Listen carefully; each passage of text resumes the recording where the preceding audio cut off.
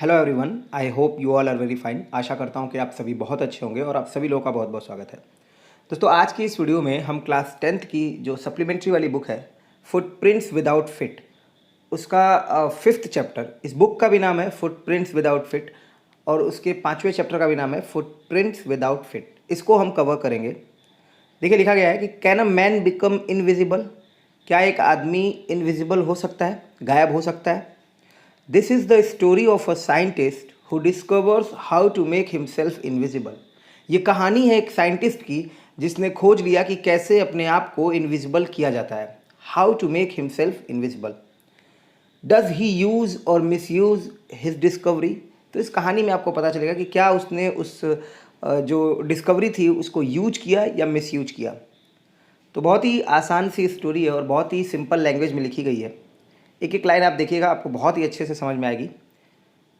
देखिए, the two boys started in surprise. जो दो बच्चे थे उन्होंने बड़े ही सरप्राइज के साथ शुरू किया। The two boys started in surprise at the fresh muddy imprints, जो कि ताजे कीचड़ के बने हुए निशान थे। किस चीज़ के निशान? Of a pair of bare feet, यानी कि नंगे पाँव का जो जोड़ा था उसके ताजे बने हुए मडी इम्प्रिंट्स, यानी कि कीचड़ में जो बने हुए निशान थे, उसको देख कर वो लोग बड़े सरप्राइज हुए। What was a bare footed man doing on the steps of a house. एक ये नंगे पाँव वाला जो व्यक्ति है वो क्या कर रहा है घर की सीढ़ियों पर। बट ये आश्चर्य करने वाली बात नहीं थी। बात ये थी कि कोई दिख ही नहीं रहा था वहाँ पे। In the middle of London, London के बीच में। And where was the man. आश्चर्य वाली बात ये थी कि वो आदमी कहाँ है। अगर कोई आदमी के पैरों के निशान बन रहे हैं तो इसका मतलब वो आदमी वहाँ पे चल रहा होगा। एज दे गेज, जैसा कि उन्होंने घूरा, a remarkable sight met their eyes. एक बहुत ही सरप्राइज करने वाली बात उन्हें देखने को मिली। A remarkable sight met their eyes, a fresh footmark appear from nowhere. एकदम से एक ताजे नए फुटमार्क पता नहीं कहाँ से, नोवेयर का मतलब हो गया पता नहीं कहाँ से, उनको फिर से दिखाई दिया, वहाँ पे अपीयर हुआ यानी कि प्रकट हुआ।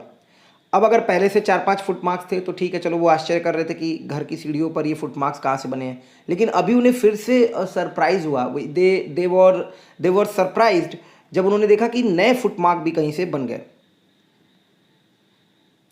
फर्दर फुटप्रिंट्स फॉलोड, और उसके बाद जो फुटप्रिंट्स थे और भी आगे बने। वन आफ्टर अनदर, एक के बाद दूसरा। Descending the steps and progressing down the street, सीढ़ियों पे उतरते हुए। डिसेंडिंग का मतलब होता है उतरते हुए, and progressing down the street, और गली में आगे जाते हुए। द बॉयज़ फॉलोड, लड़के जो है वो फॉलो किए। फैसिनेटेड, फैसिनेटेड का मतलब बहुत ही ज़्यादा इंटरेस्टेड थे उस चीज़ में और बहुत ही ज़्यादा उस चीज़ ने अट्रैक्ट किया था उनको। तो वो जो बच्चे थे काफ़ी इंटरेस्टेड थे और फॉलो किए उस चीज़ को। Until the muddy impressions became फेंटर and फेंटर, जब तक कि वो जो मडी इम्प्रेशंस था यानी कीचड़ में बने हुए जो चिन्ह थे, निशान थे, वो कमज़ोर नहीं हो गए। फेंटर एंड फेंटर का मतलब छीड़ होना, यानी कि वो धीरे धीरे पाँव के जो निशान थे वो ज़्यादा चलने के बाद कम होते जा रहे थे, मतलब कमज़ोर पड़ते जा रहे थे। And at last disappear L together, और फाइनली आखिरी में पूरी तरह से, एल टुगेदर मतलब कंप्लीटली डिसअपियर हो गए, गायब हो गए। The explanation of the mystery, और इस मिस्ट्री का जो एक्सप्लेनेशन था वो बड़ा सिंपल था। वॉज रियली सिंपल इनफ, वो काफ़ी सिंपल था। द बीविल्डर्ड बॉयज़, जो कन्फ्यूज्ड बच्चे थे। बीविल्डर का मतलब होता है टू कन्फ्यूज करना, मतलब टू कन्फ्यूज समबडी, किसी को कन्फ्यूज करना। अब एडजेक्टिव बना दिया वर्ब से, तो वर्ब की थर्ड फॉर्म को जब आप एडजेक्टिव बनाते हो तो उसको बोला जाता है पास्ट पार्टिसिपल एडजेक्टिव। तो बीविल्डर वर्ब से एडजेक्टिव बनाया। बॉयज़ आपका नाउन है और नाउन के बारे में बताएगा, तो बीविल्डर क्या हो जाएगा? एडजेक्टिव हो जाएगा। ईडी लगा के इसकी थर्ड फॉर्म बना दिया, और ये वर्ब की थर्ड फॉर्म है जो कि एडजेक्टिव का काम कर रही है। इसको बोलते हैं पास्ट पार्टिसिपल एडजेक्टिव। क्लियर है? तो देखो, द बिविल्डर्ड बॉयज यानी कि दो कन्फ्यूज्ड बॉयज, जो कन्फ्यूज बच्चे थे, had been following a scientist, वो एक ऐसे साइंटिस्ट को फॉलो कर रहे थे who had just discovered how to make the human body transparent, कि कैसे ह्यूमन बॉडी को ट्रांसपेरेंट किया जाएगा, उसने अभी अभी डिस्कवर किया था। तो ये जो मिस्ट्री थी, ये बड़ा, इसका एक्सप्लेनेशन सिंपल था, क्योंकि वो एक ऐसे साइंटिस्ट को फॉलो कर रहे थे जिसने अभी अभी पता लगाया था, डिस्कवर किया था कि कैसे एक ह्यूमन बॉडी को ट्रांसपेरेंट किया जाता है। तो एक्चुअल में वो ट्रांसपेरेंट हो गया था, इसीलिए उसके पैरों के निशान उनको दिख रहे थे। अब उस साइंटिस्ट का नाम है Griffin. The scientist had carried out experiment, after experiment, उसने एक्सपेरिमेंट के बाद एक्सपेरिमेंट किए थे। कैरी आउट का मतलब होता है परफॉर्म करना। टू प्रूव, साबित करने के लिए, that the human body could become invisible, कि ये जो मानवीय शरीर है, ह्यूमन बॉडी है, वो इनविजिबल हो सकती है, वो गायब हो सकती है। Finally he swallowed certain rare drugs, उसने कुछ खास तरह की रेयर ड्रग्स खा ली, है ना, जो बहुत ही कम देखने को मिलता है। तो उस तरह की कुछ ड्रग्स जो थी उसने स्वेलो कर ली, निगल ली। And his body became as transparent as a sheet of glass, और उसकी बॉडी हो गई, बिकम की सेकेंड फॉर्म है became, as transparent as a sheet of glass, उतना ही ट्रांसपेरेंट जितना कि एक ग्लास की शीट होती है। यानी कि एकदम कांच जैसे होता है ना, कांच बिल्कुल आर पार दिखाई देता है, शीशे के आर पार दिखाई देता है, तो उस तरह की उसकी बॉडी जो है ग्लास की तरह ट्रांसपेरेंट हो गई। दो यद्यपि it also remain as solid as glass, वो उतनी ही सॉलिड थी जितनी की ग्लास। यानी कि ऐसा नहीं था कि अब ट्रांसपेरेंट हो गया है तो वहाँ जाओ तो कुछ आपको दिखाई नहीं दे, मतलब आपको टच करने पे कुछ फील नहीं होगा। जब आप उस चीज़ को टच करोगे तो आपको लगेगा कि यहाँ कोई इंसान खड़ा है। तो यानी कि उसकी बॉडी सॉलिड तो थी लेकिन ट्रांसपेरेंट थी। ठीक, अब ये जो एज लगा के कंपेयर किया जा रहा है ना, ये ध्यान रखिएगा, कभी भी अगर आपसे कहा जाए कि एज और लाइक लगा के किसी चीज़ की तुलना की जा रही है, जैसे एज सॉलिड एज ग्लास या as transparent as a sheet of glass, तो यहाँ पे इसको सिमिली बोलते हैं जब भी लाइक और एज लगा के तुलना करते हैं। जैसे एक बहुत ही छोटा सा एग्जाम्पल है, love is a sweet poison, ठीक है, और एक होता है love is like a dream. तो दोनों में अंतर है। जब आप बोलोगे love is like a dream, तो इसका मतलब हो गया कि ये एक सिमिली है, क्योंकि एज और लाइक का यूज कर रहे हो। ठीक है, ध्यान दो, आगे देखा। ब्रिलियंट साइंटिस्ट दो ही वॉज, यद्यपि दो ही वॉज ब्रिलियंट साइंटिस्ट, बहुत ही ब्रिलियंट था, बहुत ही एक्स्ट्रा ऑर्डिनरी था, बहुत ही इंटेलिजेंट था। Griffin was rather a lawless person, लेकिन फिर भी ग्रिफिन कैसा व्यक्ति था, तो वो लॉलेस था, मतलब नियमों को मानने वाला नहीं था। हिज लैंडलॉर्ड डिसलाइक हिम, उसके जो लैंडलॉर्ड थे उसको डिसलाइक करते थे, and tried to eject him, और प्रयास किया उसको बाहर निकालने का। इजेक्ट का मतलब बाहर निकालना। इन रिवेंज, बदले में, Griffin set fire to the house, Griffin ने घर को ही आग लगा दिया, कहा लो बेटा ये समझो, मुझे घर से बाहर निकाल लो, मैं साइंटिस्ट हूँ, मेरा नाम है ग्रिफिन और मैंने एक खोज निकाला है कि कैसे गायब होते हैं, ये लो संभालो अपना घर। Set fire to the house, to get away without being seen, बिना देखे निकलना। टू गेट अवे मतलब फरार होना, विदाउट बीइंग सीन बिना दिखाई दिए, कि मतलब कोई इसको देखे ना। He had to remove his clothes, उसको अपने कपड़े उतारने पड़े थे। दस इट वॉज, और इस प्रकार से, that he became a homeless wanderer, वो बन गया एक बिना घर वाला घुमक्कड़। वॉन्डर मतलब इधर उधर घूमने वाला। विदाउट क्लॉथ्स, बिना कपड़ों का। विदाउट मनी, बिना पैसों का। एंड क्वाइट इनविजिबल, और काफ़ी हद तक इनविजिबल। तो इस तरह से जब उसने, क्योंकि घर में आग लगा दिया था तो अब उसे वहाँ से गायब होना था, और गायब होने के लिए उसे अपने कपड़े उतारने पड़े थे।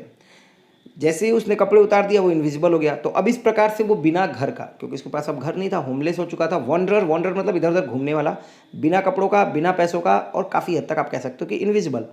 कब तक वो इनविजिबल रहा?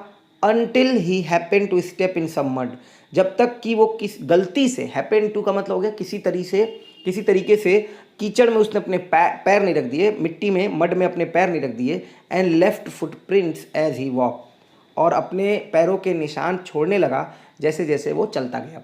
तो यही वो कहानी है जो लंदन में मिडल ऑफ द स्ट्रीट में जो बच्चों ने देखी थी, कि ये फुट मार्क्स जो है नोवेयर, पता नहीं कहाँ से बन रहे हैं। उसका एक्सप्लेनेशन, इस मिस्ट्री का एक्सप्लेनेशन यही था कि साइंटिस्ट ग्रिफिन ने ये पता लगा लिया था कि कैसे अपने आप को इनविजिबल किया जाता है। उसका लैंडलॉर्ड उससे नाराज़ था, उसको निकालना चाहता था, उससे परेशान था, क्योंकि ये लॉलेस आदमी था, नियमों कानूनों को नहीं मानने वाला था। तो जैसे ही उसको निकाला तो इसने भी उसके घर में आग लगा दी, और जब घर में आग निकाला तो क्योंकि वो चाहता था बिना दिखाई दिए वहाँ से फरार हो, तो इसके लिए उसने अपने कपड़े उतार दिए और वो इनविजिबल हो गया। और वहाँ से जब वो जाने लगा तो उसके पैर जो है कीचड़ में पड़े और वहाँ से वो निशान बनने चालू हो गए। तो यहाँ तक की ये कहानी आपको समझ में आ गई होगी। अब आगे देखिए। ही escaped easily enough from the boys who followed his footprints in London, बहुत आसान था, बच्चे उसको फॉलो कर रहे, धीरे धीरे जो पैरों के निशान थे वो कमज़ोर पड़ेंगे, बच्चों को पता ही नहीं चलेगा कि कौन था, कहाँ गया। ही escaped easily, वो बड़े आसानी से भाग गया। ही escaped easily enough, वो पर्याप्त आसानी से वहाँ से भाग गया, फ्रॉम द बॉयज़, बच्चों से, हु फॉलोड हिज फुटप्रिंट्स, जिन्होंने उसके फुटप्रिंट्स का पीछा किया in London. But his adventures, जो उसकी साहसिक कारनामे थे, वर बाई नो मीन्स ओवर, वो किसी भी तरह से भी ख़त्म नहीं हुए थे। ऐसा नहीं था कि इतने पे ही वो रुक गया था, इसके बाद उसने और भी कारनामे किए। और देखिए आगे क्या किया उसने। He had chosen a bad time of the year to wander about London without clothes. उसने एक बड़ा ही बुरा समय चुना था। He had chosen a bad time, एक बुरा समय ऑफ द ईयर, साल का, टू वंडर, इधर उधर घूमने के लिए, अबाउट लंदन, लंदन में, विदाउट क्लॉथ्स, बिना कपड़ों के। इट वॉज मिड विंटर, क्योंकि ये मिड विंटर था, मतलब बिल्कुल ठंड का जो टाइम होता है, पीक वाला टाइम, वो समय था। The air was bitterly cold, और जो हवा थी वो बहुत ही ज़्यादा, बिटरली मतलब एक्सट्रीमली कोल्ड थी। And he could not do without clothes, और वो कुछ नहीं कर सकता था बिना कपड़ों के। Instead of walking about the street, अब गली में चलने की बजाय, instead of walking about the streets, गलियों में चलने की बजाय, ही डिसाइडेड, उसने निश्चय किया, to slip into a big London store for warmth, कि वो किसी बड़ी लंदन की दुकान में चला जाए और वहाँ जाके अपने आप को गर्म कर ले, यानी कि कुछ कपड़े पहन ले, कहीं से कुछ कपड़े मिल जाए तो जिससे उसको वो जो ठंड लग रही है उससे वो बच सके। क्लोजिंग टाइम अराइव्ड, जो क्लोजिंग टाइम था वो आ चुका था, closing time arrived. And as soon as the doors were shut, और जैसे ही दरवाज़ा बंद किया गया, Griffin was able to give himself the pleasure of clothing and feeding himself without regard to expense. Griffin इस योग्य था, Griffin was able to give himself the pleasure of clothing, कि वो अपने आप को आनंद दे सके, किस चीज़ का, कपड़े पहनने का और खाना खाने का, और वो भी बिना किसी परवाह के कि उसको खर्च करना है, without regard to expense. Closing time आ गया था और जैसे ही दरवाजे बंद किए गए, ग्रिफिन योग्य हो गया अपने आप को कपड़े पहनने और खाना खाने का आनंद देने के लिए, बिना इस परवाह के कि उसको एक्सपेंस करना है, उसको खर्च करना है। ही ब्रोक ओपन बॉक्सेस, उसने बॉक्सेस को तोड़ दिया, एंड रैपर्स, और रैपर्स खोल दिए, and fitted himself out with warm clothes, और अपने आप को जो गर्म कपड़े थे उनसे अपने आप को फिट कर लिया, मतलब उसने पहन लिए। सून विथ शूज, और जल्द ही जूतों के साथ, एन ओवरकोट, एक ओवरकोट के साथ, and a wide brim hat, एक एज वाली हैट, जैसा कि आपको ये इमेज में आपको दिख रही इस तरह की हैट, वाइड ब्रिम हैट, चौड़ी और ब्रिम हैट जो थी। ही बिकेम अ फुली ड्रेस, वो बन गया एकदम से fully dress and visible person, क्योंकि जैसे ही वो कपड़े, क्योंकि बॉडी तो ट्रांसपेरेंट हो गई थी लेकिन वो सॉलिड भी थी, तो जैसे ही वो कपड़े पहनता था ऐसा लगता था कि कोई अब वहाँ पे है, क्योंकि बॉडी सॉलिड थी तो कपड़े उस हवा में लटकते हुए दिखाई देते थे, तो इसलिए पता चलता था कि कोई वहाँ पे है, अब वो विजिबल हो गया था।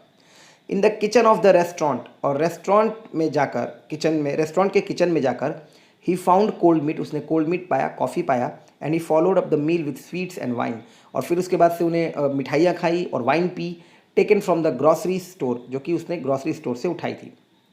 Finally he settle down to sleep on A pile of quills, और फाइनली वो एकदम तैयार हो गया कि उसे सोना है रजाई के ढेर पर।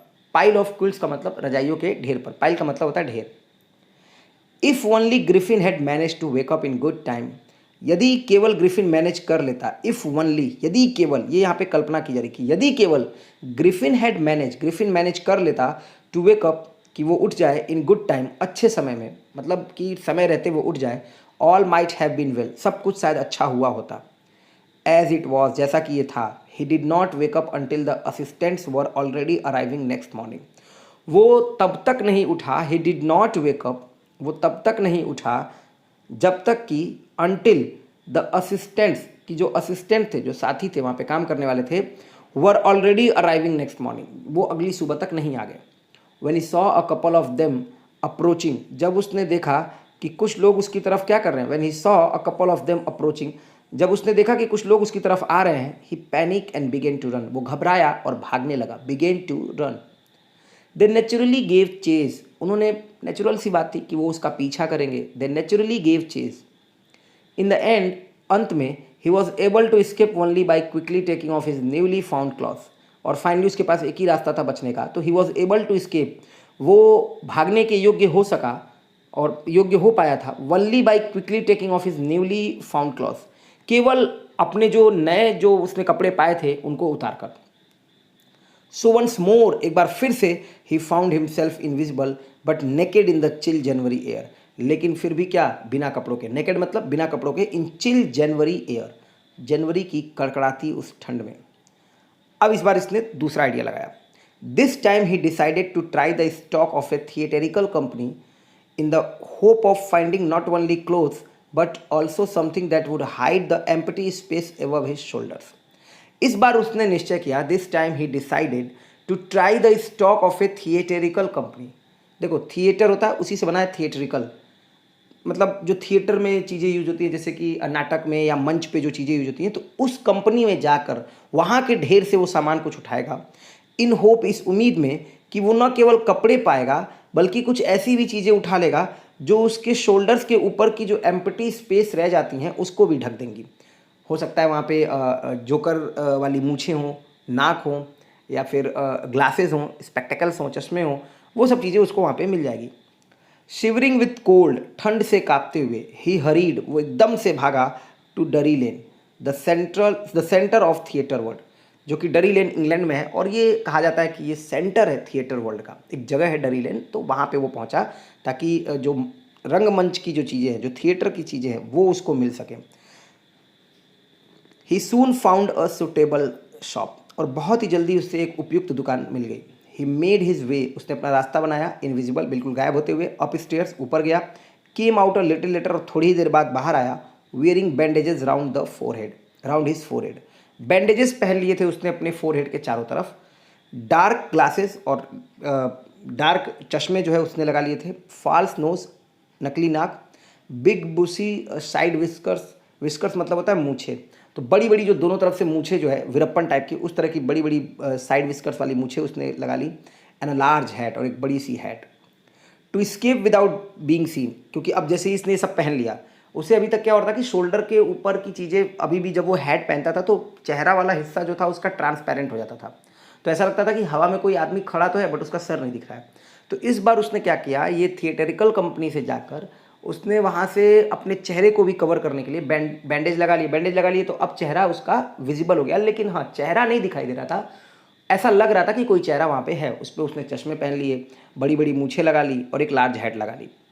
अब वो फिर से चाहता था कि इस दुकान में भी पैसे ना देने पड़े और बिना दिखाई दिए वो यहाँ से भाग जाए। To escape without being seen, he carelessly attack the shopkeeper. Carelessly मतलब बहुत ही निष्ठुरता के साथ उसने शॉपकीपर के ऊपर अटैक कर दिया फ्रॉम बिहाइंड, पीछे से। After which he robbed him of all the money he could find, जिसके बाद वो जितने भी पैसे उसके पास थे जो वो पा सकता था, उसने उसको क्या कर लिया, लूट लिया। रॉब हिम ऑफ का मतलब होता है लूट लेना, ऑल द मनी, वो सभी पैसा, ही कुड फाइंड, जो वो पा सकता था। अगर आपको ध्यान हो तो रॉब ऑफ आपने पढ़ा था नेल्सन मंडेला वाले चैप्टर में, बिल्कुल आखिरी जो लाइन थी वहाँ पे ये टर्म आपको मिला था। ठीक है, चलो आगे देखो। ईगर टू गेट अवे, उत्सुक निकलने के लिए, कहाँ से, फ्रॉम क्राउडेड लंदन, उस भीड़ भाड़ वाली लंदन से। He took a train to the village of Iping, उसने एक गांव था आइपिंग, वहाँ के लिए ट्रेन पकड़ ली। Where he book 2 rooms at the local inn, जहाँ पे उसने 2 कमरे बुक किए एक लोकल सराय में। इन का मतलब होता है सराय। तो बहुत उत्सुक था कि अब यहाँ से निकल जाया जाए, क्योंकि उसने काफ़ी कांड कर दिए थे, तो अब उसे लग रहा था कि यहाँ से निकल ही लो तो ज़्यादा अच्छा रहेगा।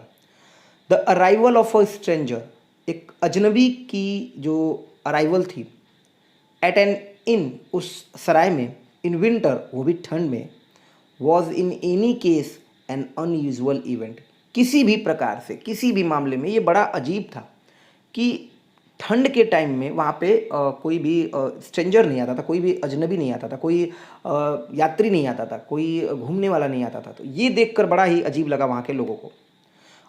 उसमें भी a stranger of such uncommon appearance, एक अजनबी जिसकी इतनी अजीब सी अपीयरेंस है। सेट ऑल टंग्स वैगिंग, देखिए बहुत अच्छा इडियम है यहाँ पे। सेट ऑल टंग्स वैगिंग का मतलब होता है लोगों की जबान चलने लगी, मतलब लोगों के, जैसे क्या होता है कि आप कोई ऐसा काम कर दो जिसकी वजह से मोहल्ले में लोग आपके लिए बातें करने लगे, तो that will set people tongues waging.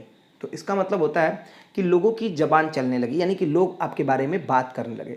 तो इस तरह के अनकॉमन अपीयरेंस का जब अजनबी वहाँ पे दिखा तो लोगों ने उसके बारे में बातचीत करना शुरू कर दिया। Mrs hall, the landlords wife, अब यहाँ की जो लैंडलॉर्ड थी वो थी मिसेस हॉल, मिस्टर हॉल थे और उनकी वाइफ थी Mrs Hall. Made every effort to be friendly, उसने हर प्रयास किया उन्होंने कि चलो फ्रेंडली हो जाते हैं, नया नया किराएदार आया है या फिर सराय में नया अजनबी आया है, तो उसको जो है कि अरे बेटा चाय पी लो, होता है ना कि जो मकान मालिक होते हैं वो कई बार अपने किराएदार से थोड़े फ्रेंडली ही रहते हैं, क्योंकि उन्हें भी पता है कि बाहर से आया है, कोई रहने आया है, तो उसके साथ थोड़ा फ्रेंडली रहते हैं। लेकिन आप तो जानते हैं ग्रिफिन कैसा आदमी था। Griffin had no desire to talk, Griffin की कतई इच्छा नहीं थी कि वो बात करे। एंड टोल्ड हर, और बहुत साफ साफ उसने कह दिया, my reason for coming to Iping is a desire for solitude. देखो आंटी, ये जो मेरा कारण है यहाँ आने का, my reason for coming to Iping, वो एक डिज़ायर है फॉर सॉलिट्यूड, क्योंकि मैं अकेले रहना चाहता हूँ।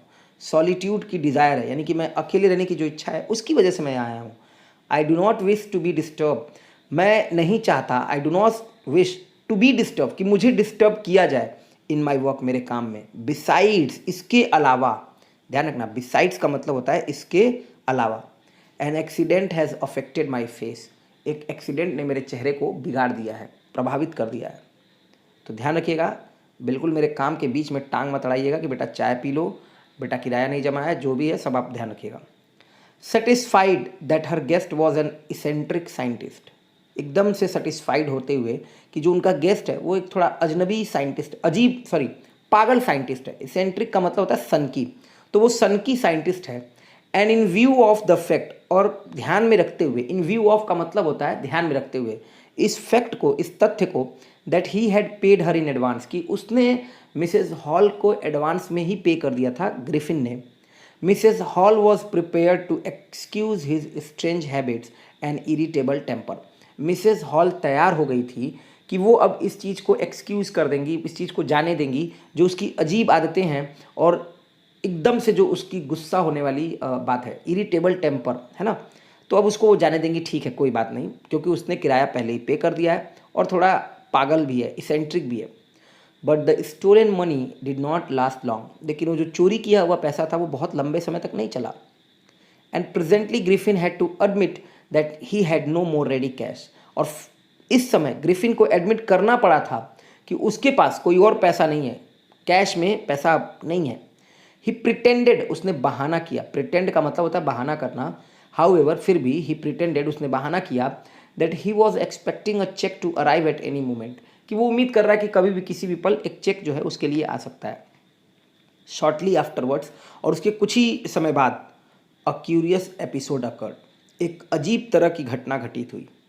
Very early in the morning, a clergyman, बहुत ही सुबह सुबह एक जो क्लर्जीमैन था, क्लर्जीमैन का मतलब होता है किसी चर्च का मेन जो अधिकारी होता है, यानी कि जिसको आप पुजारी या प्रिस्ट कह लो, है ना, और उसकी वाइफ वर अवेकेन, उनको जगा दिया गया बाय नॉइजेस, शोरगुल के द्वारा, इन द स्टडी रूम में जो शोरगुल हो रहा था उसकी वजह से उनकी जो प्रिस्ट यानी कि क्लर्जीमैन थे, जो पुजारी थे, और जो उनकी वाइफ थी, उन लोगों को जगा दिया गया था।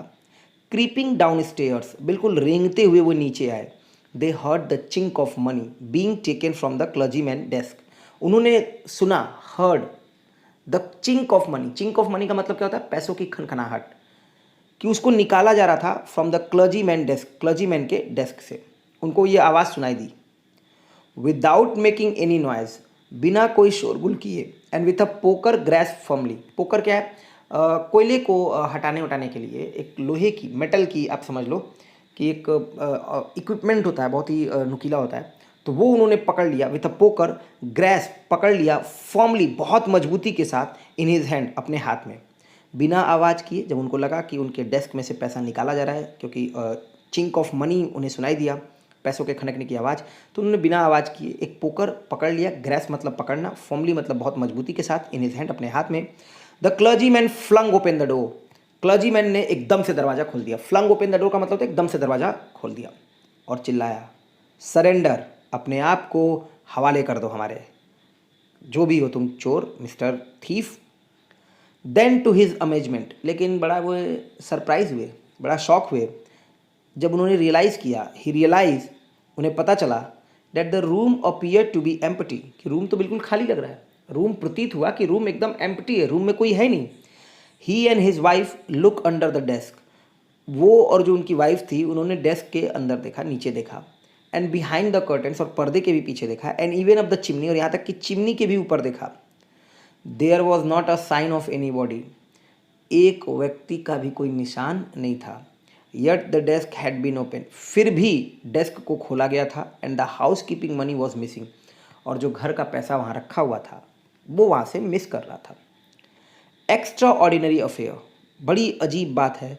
The clergyman kept saying for the rest of the day, clergyman ने उस पूरे दिन, रेस्ट ऑफ द डे का मतलब बचे हुए पूरे दिन, ये बात कहना जारी रखा। Keep saying, keep doing something, तो केप्ट सेइंग मतलब ये बात कहनी जारी रखी। बोलता रहा पूरे दिन। बड़ी अजीब बात हो गई यार, आज कोई कमरे में आया, पैसा ले गया, और मैं जब कमरा खोल कर देखा तो वहाँ कोई था ही नहीं। That the room was empty.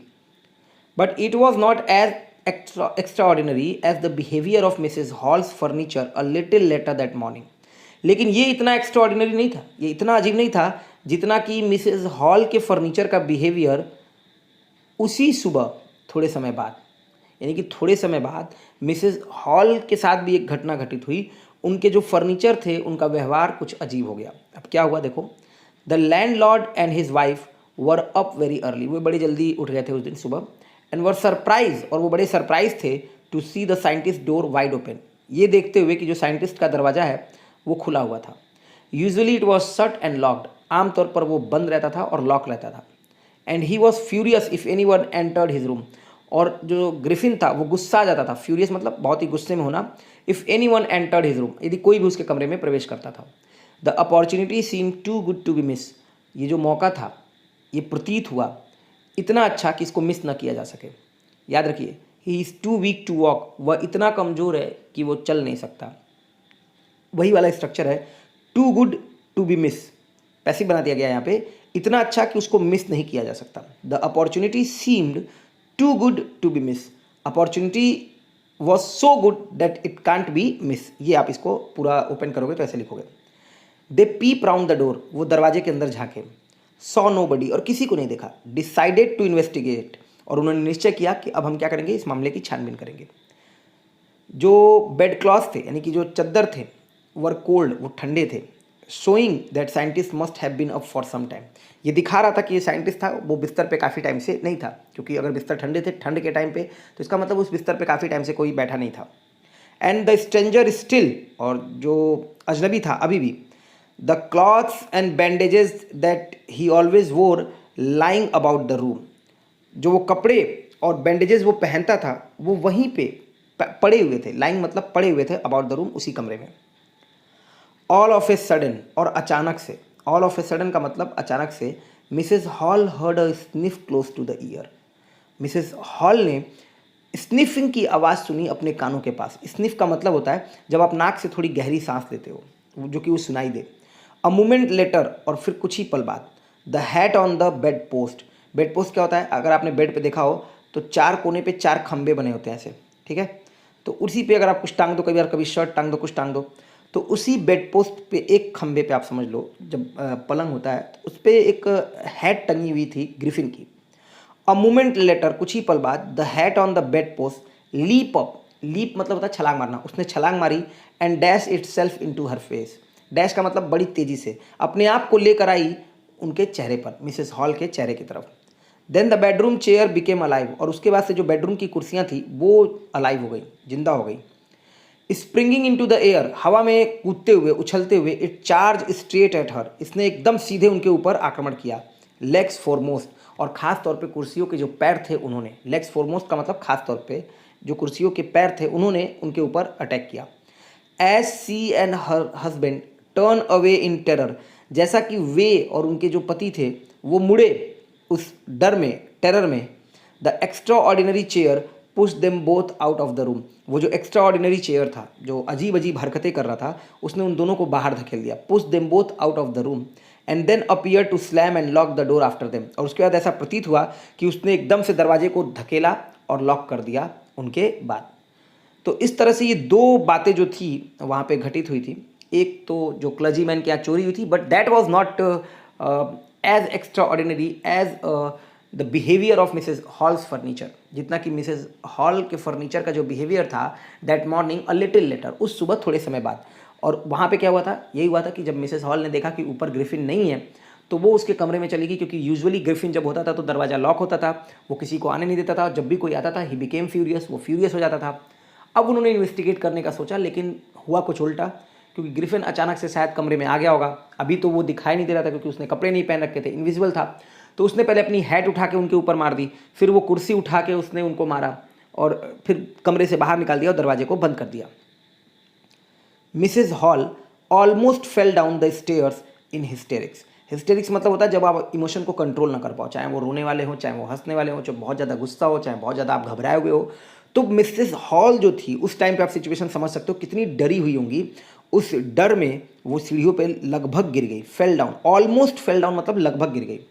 C was convinced that the room was haunted by spirits, और वो बिल्कुल इस बात के लिए तैयार हो गई थी। सी वॉज कन्विंस, कन्विंस का भी मतलब होता है किसी को मनाना या तैयार करना, कि वो जो रूम था वो भूत प्रेतों के द्वारा हॉन्ट किया जा रहा है, वहाँ पे भूत प्रेतों का साया है। And that the stranger had somehow cause this to enter into her furniture, और ये कि जो अजनबी है इसने किसी न किसी तरह से समहाउ, कैसे भी, कारण है इन सभी चीज़ों का कि वो उसके फर्नीचर में क्या कर गए, इंटर कर गए। My poor mother use to sit in that chair, मेरी बेचारी माँ इस कुर्सी में बैठा करती थी। Use to sit in that chair, Simon, वो एकदम से विलापते हुए बोली, to think it should rise up against me now, और ये सोचते हुए कि इसे मेरे खिलाफ खड़ा होना चाहिए, मेरे खिलाफ आना चाहिए। बहुत ही अजीब है, उसके लिए बहुत अजीब था ये। The feeling among the neighbours was that, और जो पड़ोसियों के बीच जो फीलिंग थी among the neighbours was that, वो ये थी कि the trouble was cause by which craft, ये जो परेशानी है ये किसी विच क्राफ्ट यानी कि जादूगरनी के द्वारा किया जा रहा है। बट विच क्राफ्ट और not, when news of the burglary at clergyman home became known, the strange scientist was strongly suspected of having had a hand in it. लेकिन अब ये विचक्राफ्ट है कि नहीं है ये तो नहीं पता। जब चोरी की न्यूज़, क्लर्जीमैन के घर की बात पता चली, when news of burglary, burglary का मतलब होता है, बर्गलर होता है चोर, बर्गल होता है चोरी करना, BURGLE, और जो चोरी करता है उसको बोलते हैं बर्गलर, BURGLAR, और इस पूरी घटना को बोलेंगे बर्गलरी। तो ये जो चोरी की जो न्यूज़ थी क्लर्जी मैन के घर की, जब ये बात सबको पता चली, became known, the strange scientist was strongly suspected, जो अजीब साइंटिस्ट था, पागल इसेंट्रिक साइंटिस्ट था, पूरा मतलब संदेह जाने लगा लोगों का कि उसका हाथ कहीं ना कहीं इस चीज़ में है। अभी तक तो लग रहा था कि विचक्राफ्ट ने कुछ किया है, लेकिन अब लोग बात करने लगे थे कि ये कहीं ना कहीं इसी का हाथ है। सस्पिशन ग्रीव इवन स्ट्रॉन्गर, और जो संदेह था वो और ज़्यादा हो गया। ग्रीव मतलब हो जाना, ग्रो की सेकंड फॉर्म है, और ज़्यादा। When he suddenly produce some ready cash, जब उसने अचानक से कुछ तैयार पैसे ला के रख दिए कि ठीक है ये लीजिए रेडी कैश है मेरे पास, जो भी उसको किराया वराया देना था। दो ही हैड एडमिटेड, यद्यपि उसने एडमिट किया था, नॉट लॉन्ग बिफोर, बहुत समय पहले नहीं, that he had no money, कि उसके पास पैसे नहीं थे, और एकदम से अचानक से वो बोल रहा था कि पैसे थे, क्योंकि ग्रिफिन तो क्या था, लॉलेस आदमी था, चुरा लिए थे पैसे उसने। The village constable was secretly sent for, और जो विलेज कॉन्स्टेबल था उसको चुपके से बुलावा भेज दिया गया। Instead of waiting for the constable, और अब मिसेज हॉल थोड़ी बेचैन हो गई, इंतजार नहीं किया कि कांस्टेबल आ जाए, तो instead of waiting for the constable, constable का इंतजार करने के बजाय Mrs Hall went to the scientist, वो साइंटिस्ट के पास गई, who had somehow mysteriously appeared from his empty bedroom, जो किसी तरह से, समहाउ मतलब कैसे भी करके, रहस्यमयी तरीके से, मिस्टीरियसली का मतलब हो गया रहस्यमयी तरीके से, मिस्टीरियस आपका एडजेक्टिव होता है, LY लगा के आपने एडवर्ब बना दिया। अपीयर प्रकट हो गया था, फ्रॉम हिज एम्प्टी बेडरूम, अपने खाली बेडरूम से। आई वॉन्ट टू नो, मैं जानना चाहती हूँ, what you have been doing to my chair upstairs, ऊपर तुमने मेरे कुर्सियों के साथ क्या किया। शी डिमांडेड, उन्होंने डिमांड किया। And I want to know how it is you came out of an empty room and how you entered a lock room, और मैं जानना चाहती हूँ, I want to know how it is you came out of an empty room, कि ये कैसे हुआ कि तुम खाली कमरे से बाहर आए, came out, and how you entered a lock room, और कैसे तुमने उस लॉक रूम में प्रवेश किया, क्योंकि वो कमरा तो खाली था, फिर तुम उसमें आए कैसे। अब ये ग्रिफिन साइंटिस्ट से, अभी ये देखिए आपका इंस्पेक्टर है जो कि बुलाया गया था, ठीक है। The scientist was always quick temper, साइंटिस्ट हमेशा से क्या था, क्विक टेम्पर था, मतलब जल्दी गुस्सा करने वाला। And now he became furious, अब वो बहुत गुस्से में आ गया, बहुत ज़्यादा फ्यूरियस हो गया।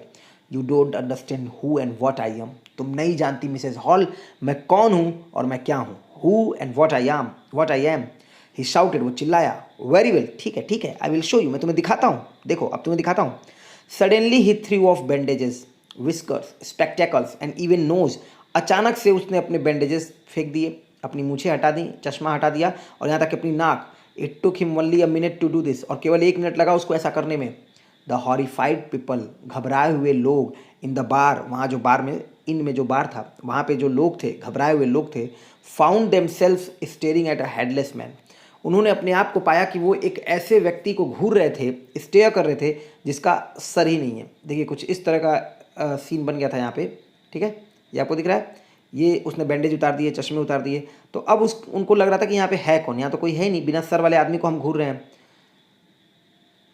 मिस्टर जैफर द कांस्टेबल, अब जो कांस्टेबल बुलाया गया था, सॉरी मैंने अभी इंस्पेक्टर बोला था, कांस्टेबल को बुलाया गया था, तो मिस्टर जैफर्स जो कि कांस्टेबल थे नाउ अराइव्ड, वो आ चुके थे और वो आ गए एंड वॉज क्वाइट सरप्राइज, और काफ़ी हद तक सरप्राइज थे ये पाते हुए to find that he had to arrest a man without a head, कि उन्हें एक ऐसे व्यक्ति को गिरफ्तार करना था जिसका सर नहीं था, without a head. But Jaffer was not easily prevented from doing his duty, लेकिन जैफर को आसानी से ईजिली रोका नहीं जा सकता था, प्रिवेंट नहीं किया जा सकता था फ्रॉम डूइंग हिज ड्यूटी, अपनी ड्यूटी करने से। ऐसा नहीं था कि आप उनको रोक सकते थे उनकी ड्यूटी को करने से, प्रिवेंट का मतलब होता है रोकना।